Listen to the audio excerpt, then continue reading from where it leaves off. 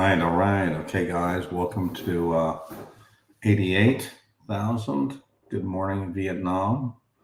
Let's see if I can get anybody on here. See if this thing's working. Okay. All right, guys. Good morning. Good morning. Let's see. I'm going to do a little quick restream. We have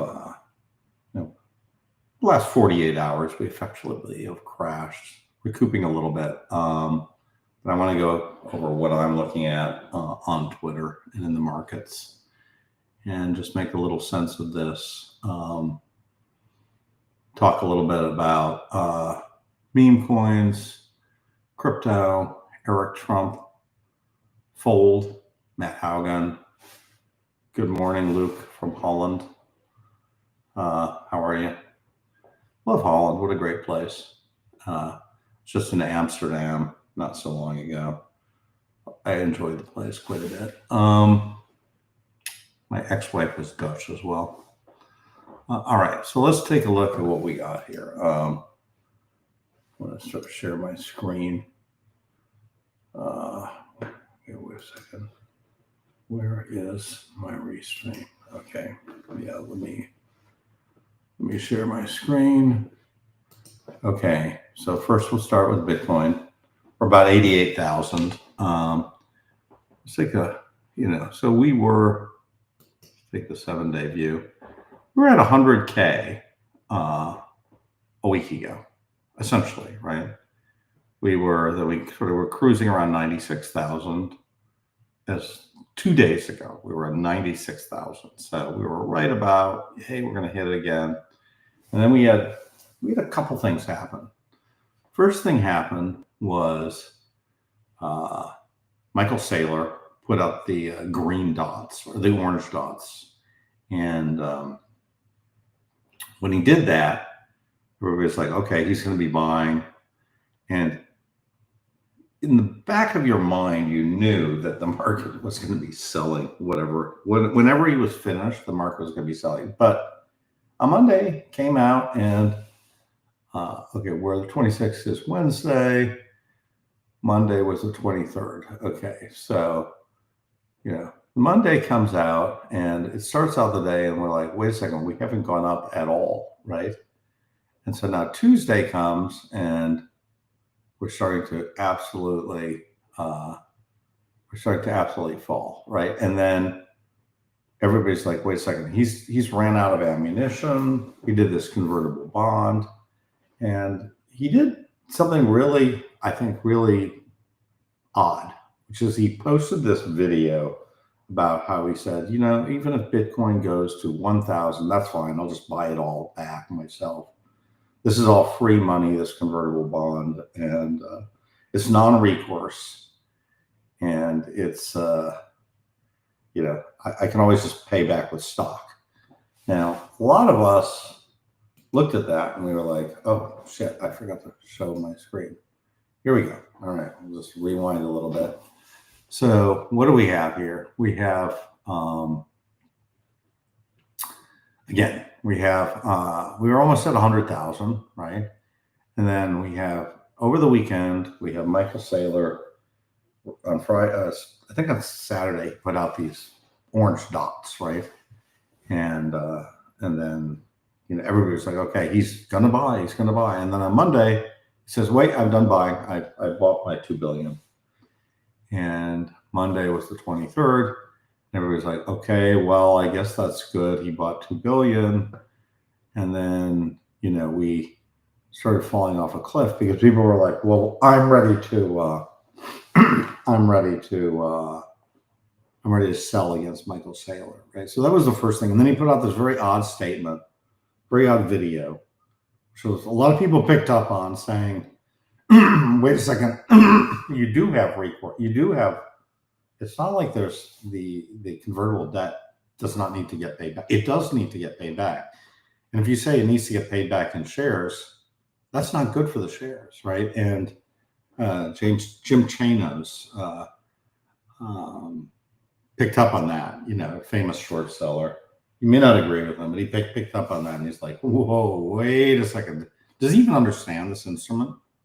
And I think that was a mistake to post that video. Anyways, I mean, I noticed it. I looked at it and I was like, whoa, this is just inaccurate. So anyways, he posted this video, and then Bybit hits, right? And then Bybit hits, and it looks like, okay, well, it's going to affect mainly Ethereum, and all the Bitcoiners were like, whoa, this is only ETH, guys. Don't buy ETH. Don't leave your stuff on exchange. Just hold your stuff. It's not going to affect us. But of course, it did affect us. And we had a situation where, it just got worse and worse and worse, and actually got worse for Bitcoin, because what happened was the ETH had to be replenished because that's what they stole. And so they bought Bitcoin, they sold the Bitcoin to buy ETH, and they had some extra Bitcoin. So that was a complete disaster. And then Bitcoin started going up, and they're like, oh, that's over. We don't have to worry about the back to Bitcoin. Everything's great. But at this point, we started having a change in psychology. And we have all these people who bought around 100,000 when it hit 100,000. Well, I think they started selling kind of right around here. So these guys, these tourists, just got out of the market. They're like, oh, wait a second. I thought 100,000 was the buy. Wait, now it's 90,000. Oh, I got to sell. And so these guys were taken out. You got the leverage guys who are starting to get taken out. And, I just would say the mood a week ago was so incredibly positive that in retrospect, the only way forward was down. Every single person was just maximum leverage long, and they had no more gunpowder, right? So I got to hand it to Josh Mandel, because, Josh was sort of aggressively kind of selling covered calls against his position. So if you're as a trader, Josh does a fantastic job. Now, I'm no longer a trader. I used to be a trader in a former life. I no longer aggressively trade, but hats off to him for getting net. I don't know if he was net short, but he reduced his long position considerably. So that's the first thing I'd like to say. Second thing I'd like to say is this post. Let's look at this. This post is from Will Reeves, and Will Reeves is saying, what is he saying? He says, this is where's my thing? Let's talk about this post here.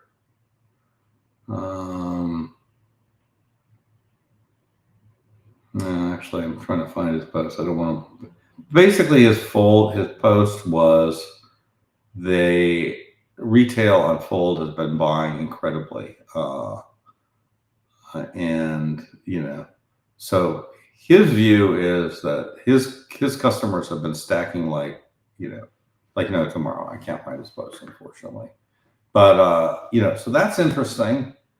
So it's not like yes, retail is net selling, but there's a group on retail that's buying heavily. So there's both greed, from these dip buyers, right? Bitcoiners, especially Bitcoiners. Bitcoiners are net buying, but you've got a whole bunch of other people who are selling, and I think that includes a lot of tourists who bought at 100,000. It's just it's really hard when you first initiate a position and it goes against you. You don't get the conviction, and then you just end up leaving and saying, "This I can't deal with this. I'll never deal with it." If you had it for years and years, it's just you're like, "Yay, another first time." That's sort of the attitude. So, anyways, that's Will's position. Next up, I want to share this position from Josh, and I think this is a great thing. He got a kick out of this. And he posts this quote from Michael Saylor saying, let me share this a little bit more clearly. Post this thing from Michael Saylor saying, buy the dip. Michael Saylor is quoting Eric Trump. And, Josh is saying, the smartest man in the room, quoting the dopiest Ethereum-loving beneficiary of nepotism in the room. And, I just want to play this one little video because this is kind of where we as Maxis were 2 years ago. I just want you to watch this one video.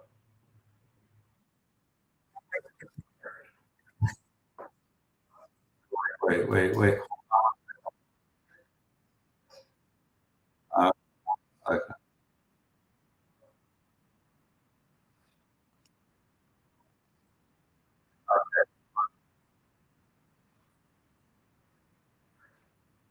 It's pretty obvious. There's a company. The company owns a bunch of it. They sell it to the general public, but they never took the company public. There's no disclosures, right? So the SEC's position is you're selling an unregistered security. It's a crypto token, right? Just like Ethereum is an unregistered security. It's controlled by a few people in the Ethereum Foundation and Consensus. Fair. Then just here's like a question. FTT, just like Solana. Perfect. But here's a follow-up. They're all Michael. unregistered security. I think the best thing for the world would be if the SEC pretty much shut down all of it. It's all unethical, right? I mean, the Bitcoin position would be Bitcoin is an ethical commodity. All of these other altcoins are unregistered securities. They're all just equity tokens issued by a company in order to get around going public, and they're committing securities fraud. Ethereum included. Of course. Anyways, I thought that was pretty interesting, So this is 2 years ago. Here 2 years ago, we have the position of Michael Saylor is that all these things are completely unregistered securities, right? And the SEC should shut them all down, and they're completely illegal and unethical. Now, swap back to 2 days ago. He's standing and quoting Eric Trump. He's been doing photo ops of Eric Trump. And this is what Eric Trump is. Let's just view what Eric Trump is doing. Right? He is promoting this. This is what Eric Trump is promoting. Okay. So he's buy the WLFI token, blah, blah, blah, picture of the president, et cetera, right? Hey, Thomas, how are you? So that's the level of hypocrisy that basically the Maxi community has gotten to, right? So we went from shut them all down, put them all in jail, to if it can help my bags a little bit, I'll do a photo op with the president's son, no problem. And WLFI is a great thing, and for that matter,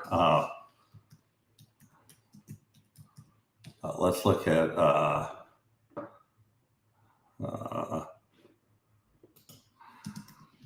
the original. I don't even know where to find Trump coin, but whatever. You understand the Trump coin stuff. Anyways, same deal. We've basically had a complete double standard of this stuff. Okay, we've had a complete double standard. So we've sort of gone from all crypto was bad and unethical to, oh, I'm sorry, Ethereum is kind of okay because it's institutional. Right? How do you go from it's completely controlled to it's okay? I don't know. How do you do that in a month? To then posing with one of these king shitcoiners, right? Okay, so that's all I can say is it's incredibly unethical, and I just think in the end, I kind of go back to what my comment was to Josh, which is, look, at the end of the day, who was right? Eric Voorhees was right. We need to deregulate all this stuff, right? We need to deregulate it, and if you want to buy bonk tokens or Fred tokens or WLFI, just go ahead and buy it, right? At the end of the day, nobody's going to get completely wrecked because you buy some of these coins, and it's Did I see Saylor unfollowed? Yeah, that must have hurt. No, it didn't. Angry Solosy. It doesn't hurt at all. I don't care. You know what I mean? So Did my dog leave YouTube? No. No. And by the way, Angry, I'm going to unblock you. I'm going to let you say one of your insults to me, and then I'm going to insult you back. That's just my new strategy, Angry. I don't care because you become what you say. No, he was my hero. Look, I did like Michael Saylor in the old days, but Michael is the ultimate unethical person. He really is, because what he's done is he's let his bag speak for him. And, this is not at all what Satoshi was all about. Satoshi would never have been in favor of having the SEC shut down anybody. That's not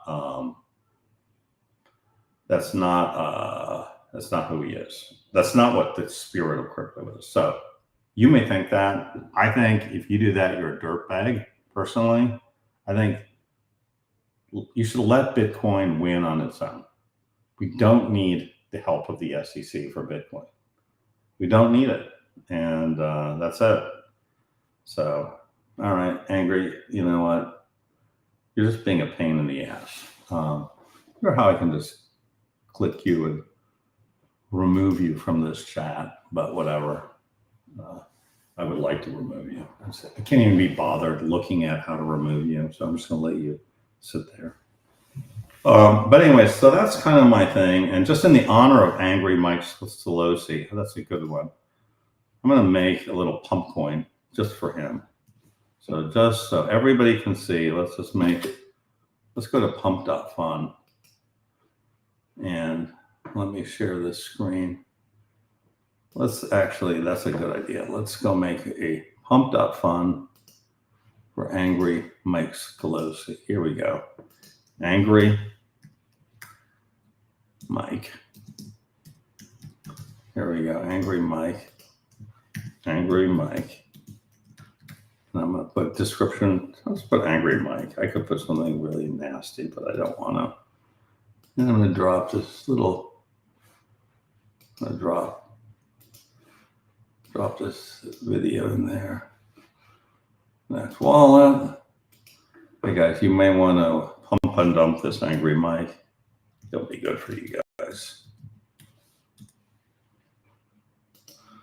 All right, great, perfect.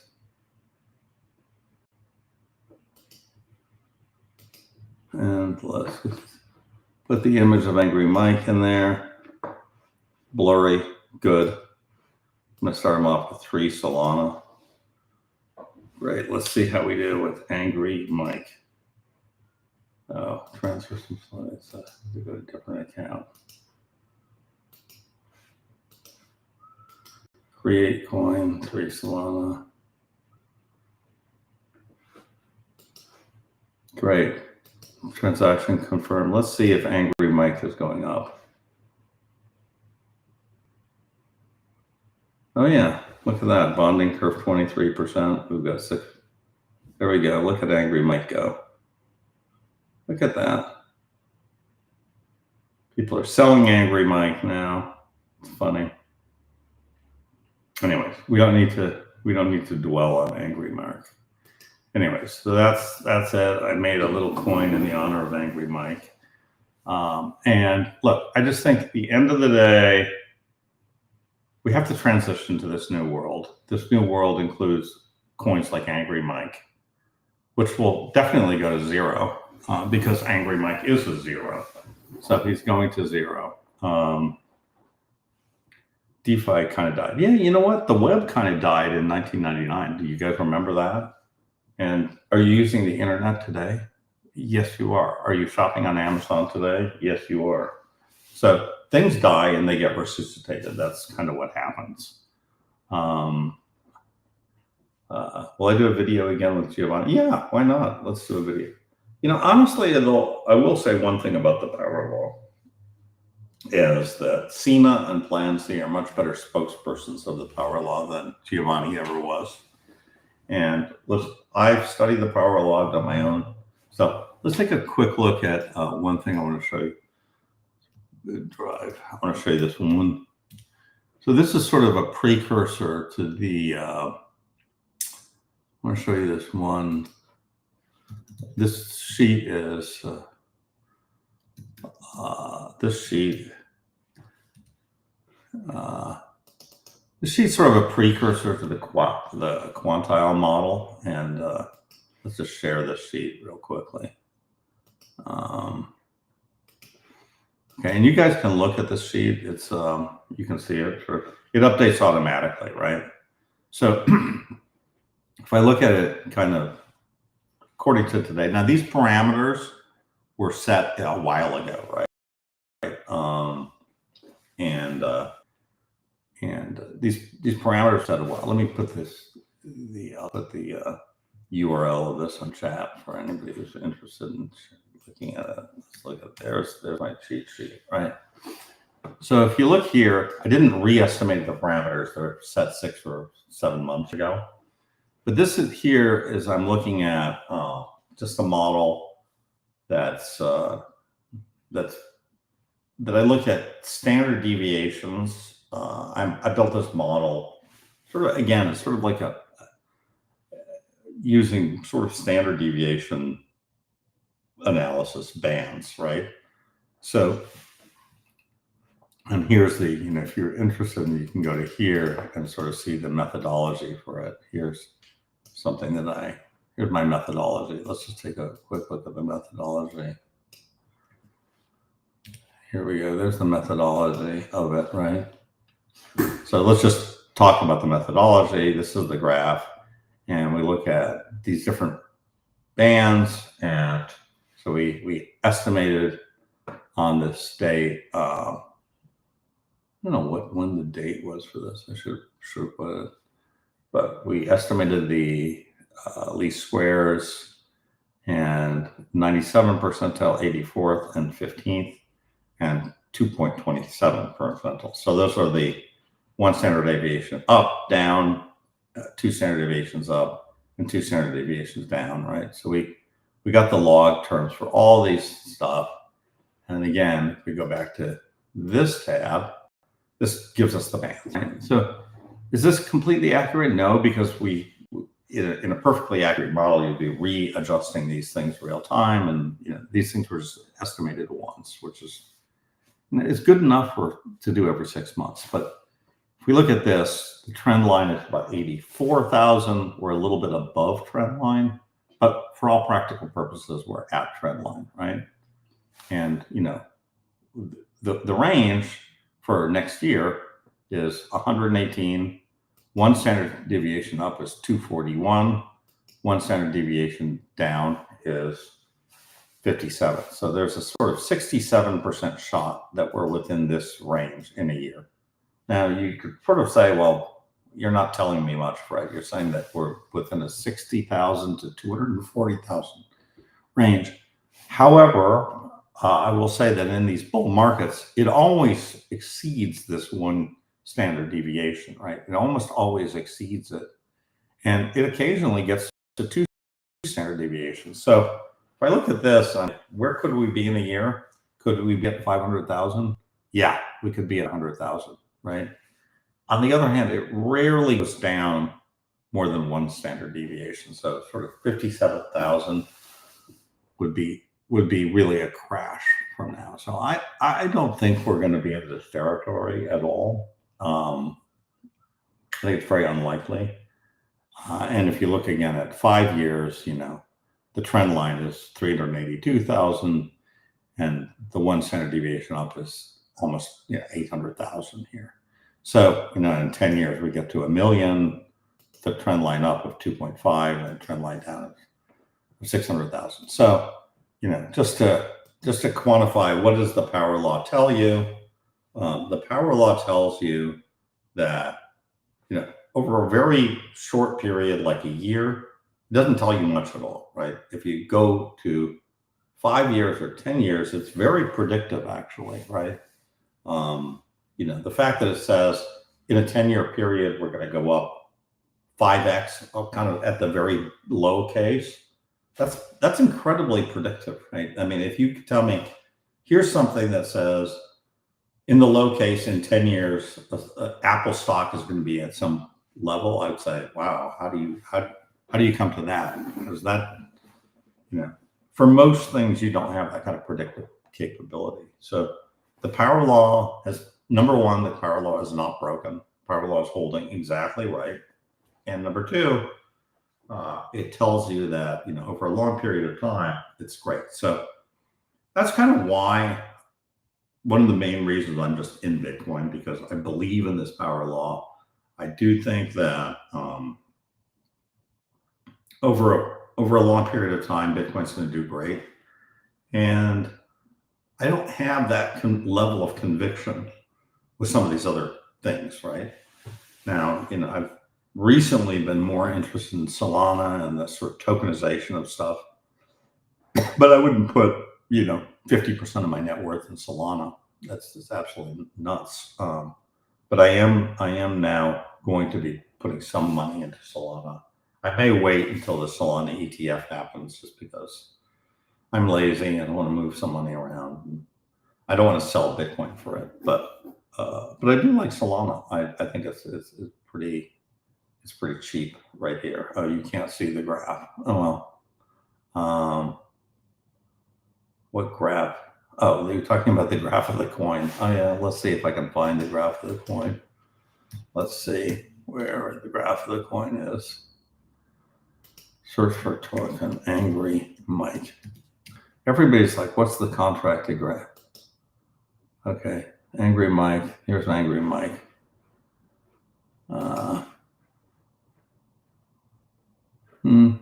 Where's Angry Mike?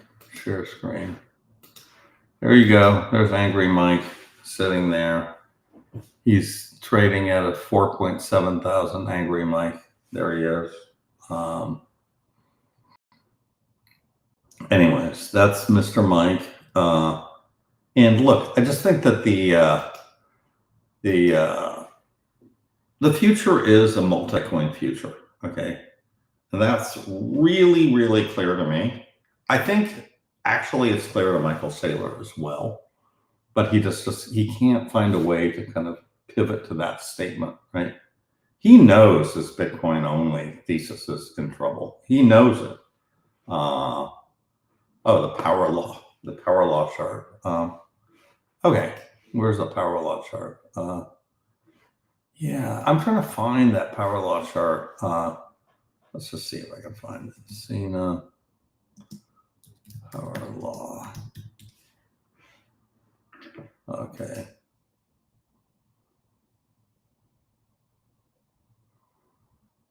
Yeah. Again, this is something I've asked Cena today too, and he's coming up with a website for it. But one of the things, when you need the power law, you can't find it. There's just too much garbage. So I literally can't find. And Plan C had this fantastic chart, and where's Plan C's chart? Okay, I'm trying to find Plan C's chart, and I can't find it. Let's see, where is it? Don't trade Bitcoin.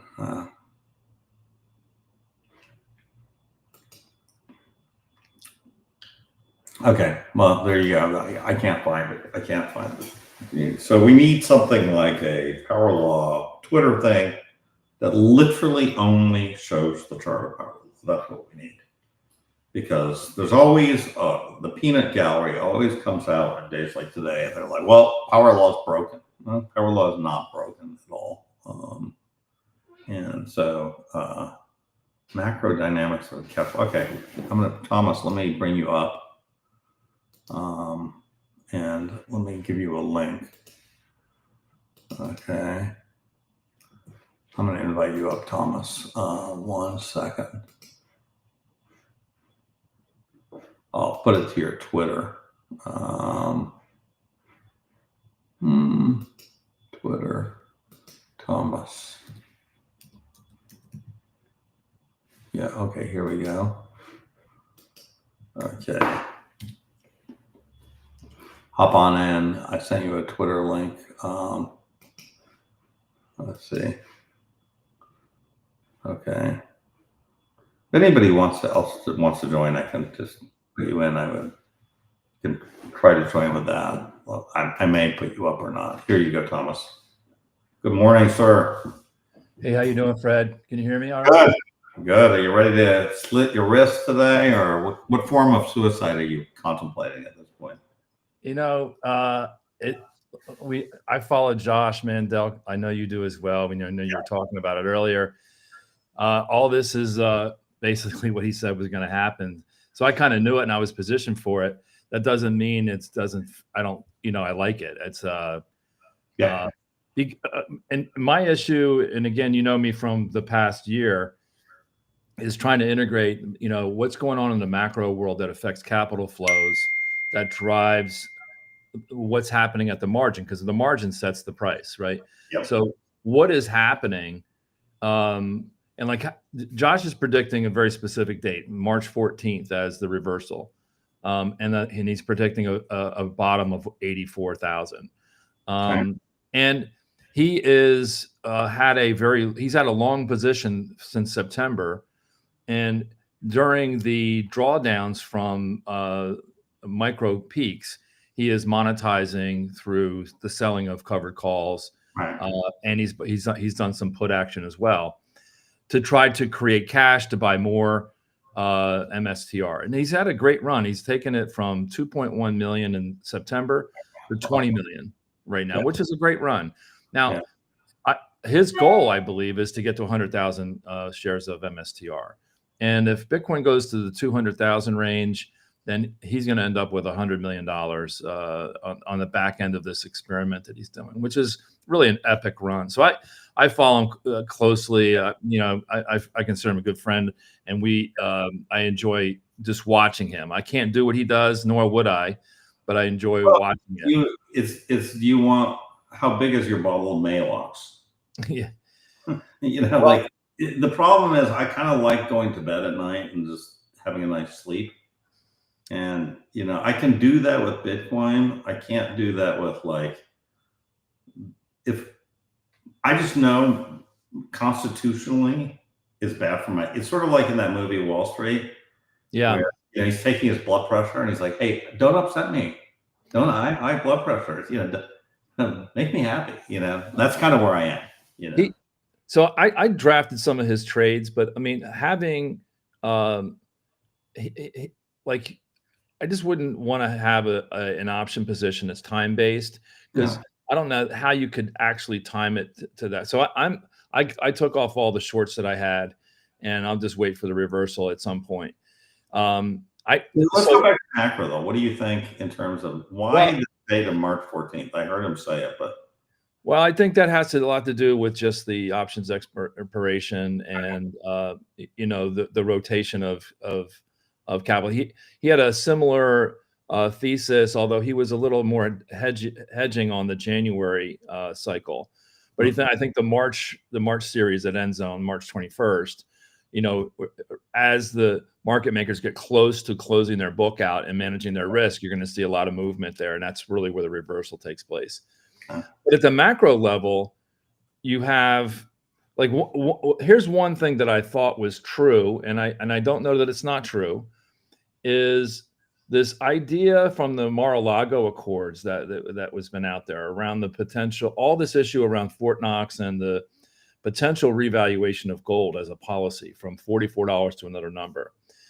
If that's going to happen, a bunch of capital that's allocated to Bitcoin for short-term number go up thesis, which is enough to make a difference, they sell and they move to gold. I mean, why wouldn't you? I mean, if gold is going to get revalued to some number, and we don't know what number, we don't know when it's going to happen, but that's going to cause chaos in the derivatives market. And the fact that gold is rehypothecated, something like 250 to 1, who knows what the number is? It's a lot. Yeah. What happens when gold gets revalued? I don't know. I mean, people start trying to take physical delivery. There's all this discussion that gold is moving physically from London to the United States. It's hard to make it. So anyway, when I look at those kind of things, I said, we can have all this stuff around the options expiring, but if macro capital flows are adjusting to something like this gold revaluation, that's going to change things. So you know from your time on Wall Street, right? The flow traders, the flow traders right now are setting the price on Bitcoin, and when the flow goes back to Bitcoin, it's going to shoot up just as fast as it's come down. Well, look, I mean, I think Josh, I commend him on his ability to see the next week. You know what I mean? It's like, if you ask me what's going to happen in the next week, I really just don't have any opinion. Yeah. I don't know. I don't know where we're going to be in a week. I just, I do think that for the year, we're going to have a very good year, right? I kind of I go back to that. There's a really good, did you see that Galaxy Brains thing with Dan Moorhead from Pantera? Yeah. So, I mean, it's sort of like, I'm a little bit like Dan Moorhead in this way. Just zoom out, right? We have the most crypto-friendly administration ever that is replacing the least friendly crypto administration ever. Yeah. Okay. And we have, to me, that's the macro. Those are the higher order bits to me, right? So let's put some meat on the bone on that zoom out, right? So we're sitting here now, now we're sub 100,000, so it's 87,000, 88,000, something like that. Mm-hmm. As we go out to say the end of the third quarter, fourth quarter, 6 months out, 7 months out, do you think Bitcoin is going to be higher? I mean, I absolutely do. And I think it'll be higher substantially. I just don't know what the path looks like between here and there. I don't think anybody really does. You know what I mean? I think that, the statement that Bitcoin does exactly the opposite of what everybody expects is correct. Yeah. Because I think if you go back a week ago, nobody expected this crash today. Maybe Josh Mandel sort of did. I don't know. But I would say, in general, it's sort of like they say, Alan Greenspan said in that movie, in that series, The Men Who Built America, he goes, the fundamental characteristic of bear markets is nobody sees them coming. That's kind of the necessary condition. Everybody has to believe one thing, right?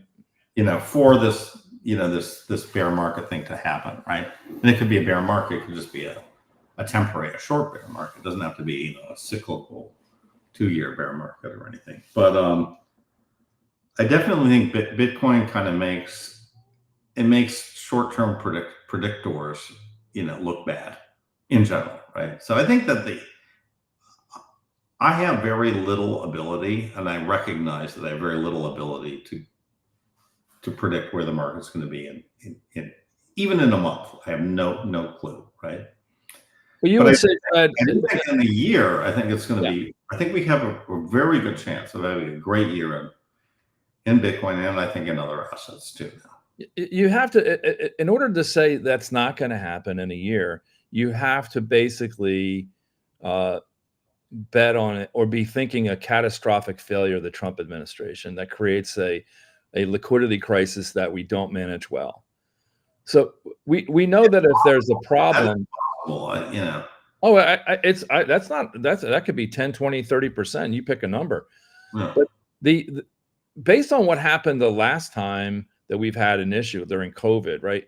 They just opened the spigot and basically papered over what would have been a recession, right? And we had inflation as a result.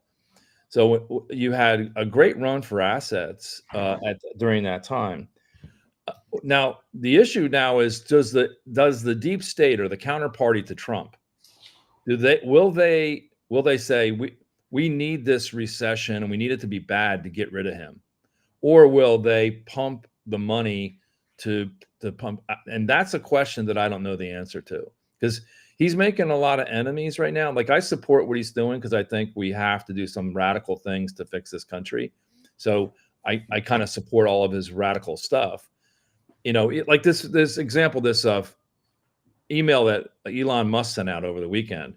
Give us 5 Now, they've provided context after the fact, but they didn't do it before the fact. And the context is there's a significant number of people who are collecting payroll at the federal level who do not exist. So when they get that email, they don't exist. They can't answer it. And then there's people who are double dipping. They think another 150 years old. Yeah, Right. well, and Yeah. then there's federal workers who have taken jobs with other companies and are just they never resigned and they're just taking their work. So Yeah, I think the amount of fraud is insane. off Right? the charts. So It's and we knew this because I know so many people who are on disability, getting disability, and they're not disabled people. right.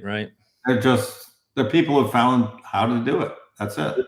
The disability dodge that's been going on for a long time, but they're going to go after some of this overt fraud where you have somebody who is like a mid-level manager who was allowed to work from home. They moved out of Washington. They took a job somewhere else and they're collecting 2 paychecks. Now, how are they going to answer that email? How are they going to answer what did you do the last week? Well, they didn't do anything. And if they respond in the affirmative that they did something, that's going to constitute some level of fraud. They could step back and say, well, no one turned off my paycheck. I didn't know what to do. And, whatever. They can come up with all kind of lame reasons. But the fraud is tremendous. Now, we're going to go after this, and they're going to make lots of enemies. The USAID made a lot of enemies on both the Republican and the Democratic side because that was funding. And so Trump has to be very careful how many fronts he opens up here. I was talking with, Dark Side and Puncher last night about this. And, there's a dozen major things that Trump has to go after. And if he goes after them in the wrong order, he can lose the entire battle. So all this issue around like the Epstein list, they said they were going to release it right away. It hasn't been released as far as I know. And when you step back, I think they said by March 7th, that would really be the date, notwithstanding the fact they said it would do it on day 1. And so why can't they do that? Well, it opens up a can of worms that you must deal with once you release it. Yeah. And so they may not want to deal with that can of worms right now when they're dealing with trade issues. We're dealing with the Ukraine situation, when they're trying to get the tariffs in place, when they're trying to establish their cabinet officials that just have been appointed, when they're trying to clear out the fraud in the USAID and the federal workforce. So all of this is a very complicated, and if you don't go after it in the right order, you lose the whole thing. Very much like a battle plan in a war. It feels a little too chaotic for me right now. Fred, I spend so much time looking at this stuff, and the more I look at it, I just can't figure it out. I don't know what the hell's going on. Nobody knows. It just feels like they don't know. It feels like somebody might wake up with some idea tomorrow that we should invade Mexico or something. I have no idea. It just doesn't feel. It doesn't feel in any way planned out. Like, talking to a subject that's near and dear to our hearts. What about the Bitcoin reserve? Like, what happened to that? Where is that? What happened to the Bitcoin seized by the U.S. Marshals? Where is that? Anyways, yeah, I gotta end the stream, but I will talk to you guys later.